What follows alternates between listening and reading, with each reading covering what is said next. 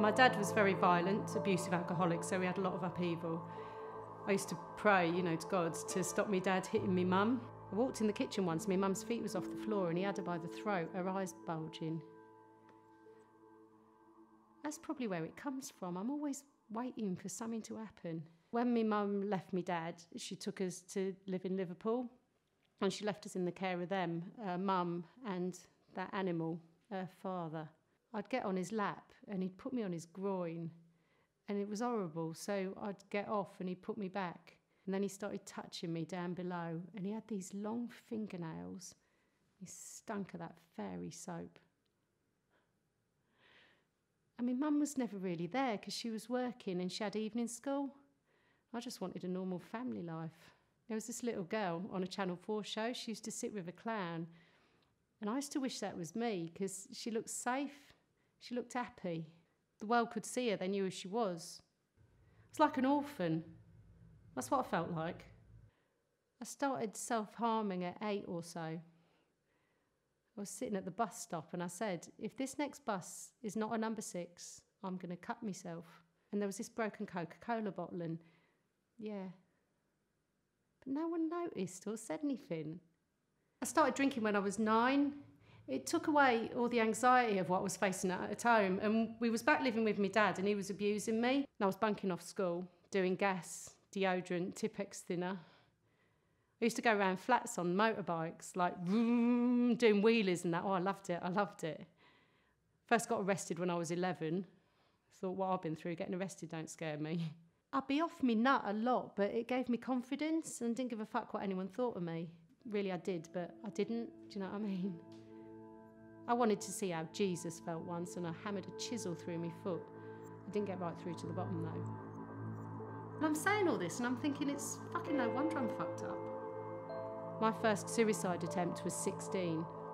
I found a load of medication in a cupboard, and I ended up in hospital, stomach pumped, come to in intensive care, and no one was there. They drugged me up. I didn't know what day it was. I was just vegetated. I was in there, I don't know how long, a few months. I had jobs over the years. I worked for the Royal Mail, British Telecom, reconnecting phones. I was going to join the army, get away from it all. Thought I'm in a war zone anyway. This one time, so much had happened. I knew I was going to kill myself. I was driving round, plucking up the courage.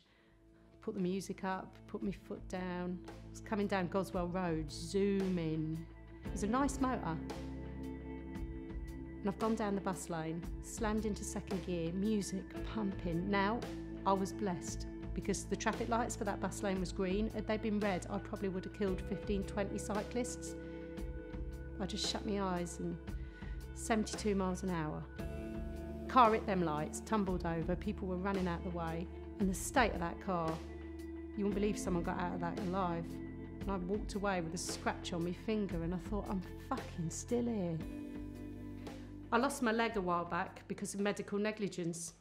I had double pneumonia and no one was listening to me.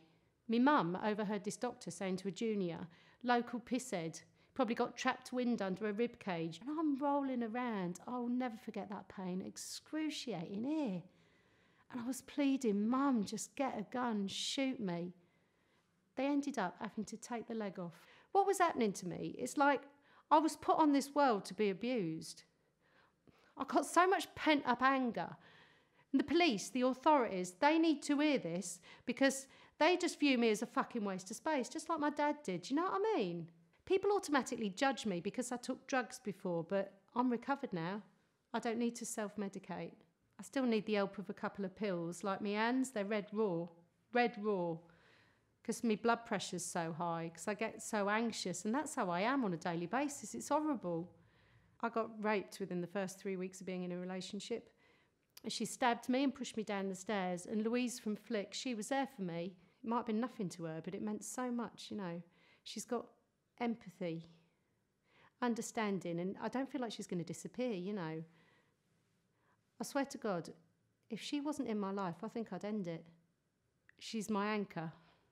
She's my lighthouse, she is. She brings me back to shore.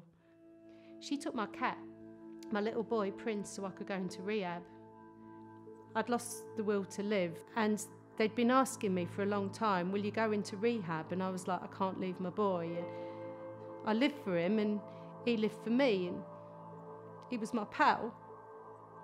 He's seen me tasered by the police, he's seen me carted off, and Louise took him till he died and she got him cremated. I think it was really unprofessional. When Prince was ill, she phoned me up and said, you've got to ring the vets and tell them to put him to sleep, because I went off me nut.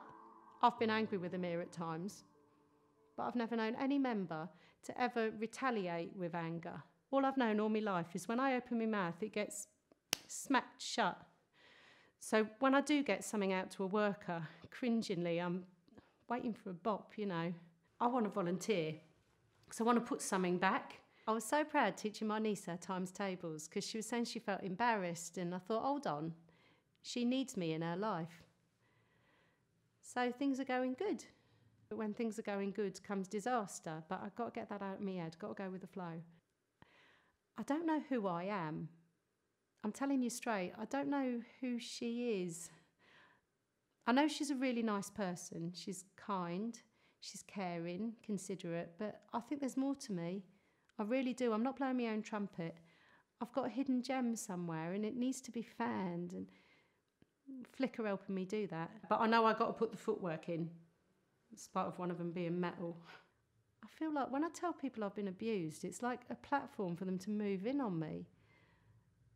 I want to fly away. I feel dirty. I feel disgusting. I don't want to talk about it, but I know talking's therapy, and I just want to get it out there. That's why I want to write a book. It could be called Anger. I'm screaming out for help. I want anger management.